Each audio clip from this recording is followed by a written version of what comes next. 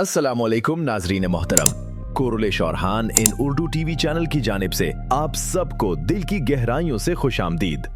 आज की वीडियो कुरलिश और हान के हवाले से है, क्योंकि कल मैंने कुरलिश और हान पर जो वीडियो अपलोड किया था उसके कमेंट सेक्शन में मुझे बेशुमार ऐसे कमेंट्स देखने को मिले जिनमें बार बार ये दरखास्त की गई कि क्या वाकई ये सीरीज खत्म होने वाली है, जैसा कि मुख्तलिफ खबरें सामने आ रही हैं। तो नाजरीन मोहतरम, आज की इस वीडियो में मैं आपको इसी मामले पर मुकम्मल तफसील के साथ आगाह करूंगा और साथ ही ये भी बताऊंगा कि मुझे किस जरिए से कौन सी खबर मौसूल हुई है। नाजरीन मोहतरम, कुरलिश और हान सीरीज के मुताल्लिक ये हलचल उस वक्त शुरू हुई जब एक रोज कबल तुर्की की सहाफी बरसन नाल्टुनताश ने ये खबर दी कि मोहम्मद बोजदाग ने फैसला कर लिया है कि किस्त नंबर 27 के बजाय किस्त नंबर 26 पर ही कुरलिश उस्मान के सीजन 1 का इख्तिताम कर दिया जाएगा और इसका नया सीजन पेश नहीं किया जाएगा। अब अगले सीजन के बारे में ये फैसला किसने किया? जाहिर है इस हवाले से ATV का किरदार सामने आता है, क्योंकि मैंने अपनी उस वीडियो में जहां मैंने नए सीजन के लिए तुर्की में फाइनल किए गए ड्रामों की फहरिस्त दिखाई थी, वहां कुरलिश का नाम भी शामिल था। और उस वक्त मैंने यही वजाहत की था कि ATV ने ये शर्त रखी थी कि अगर इस सीरीज की रेटिंग 5 या 6 तक पहुंच जाती है तो फिर इसे नए सीजन के लिए रिन्यू किया जाएगा, वरना ऐसा नहीं होगा।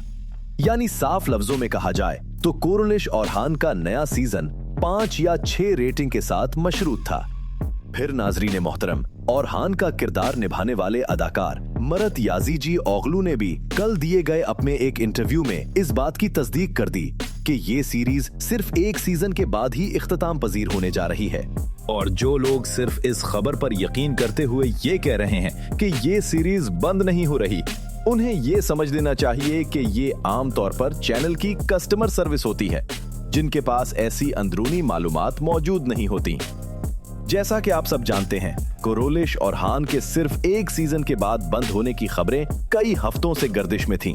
चंद हफ्ते पहले मैंने ये खबर भी पढ़ी थी कि तुर्की के एक और चैनल TV8 ने मोहम्मद बोजदाग को ये पेशकश दी थी कि कुरलिश और हान को ATV से मुंतकिल करके उनके चैनल पर नशर किया जाए। लेकिन नाजरीन मोहतरम, TV8 पर मुंतकिल होने से भी मुकम्मल मसला हल नहीं होगा, क्योंकि वो भी एक प्राइवेट TV चैनल है। असल फर्क तब पड़ेगा जब TRT मोहम्मद बोजदाग को खुद ये ऑफर दे।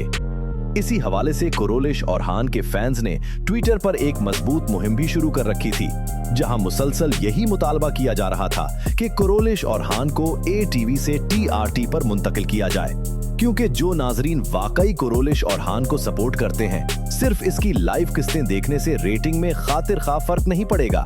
इसके बजाय ट्विटर पर इस ड्रामे के लिए चलने वाली मुहिम्मात में हिस्सा लेकर रीट्वीट्स और ट्वीट्स करना ज्यादा मौसर साबित होता है।